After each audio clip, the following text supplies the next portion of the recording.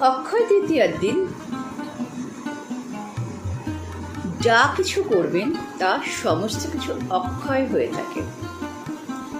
এটাই বছরের পর বছর ধরে ঐতিহাসিকভাবে মানা হয় এবং বিশ্বাস করা হয়।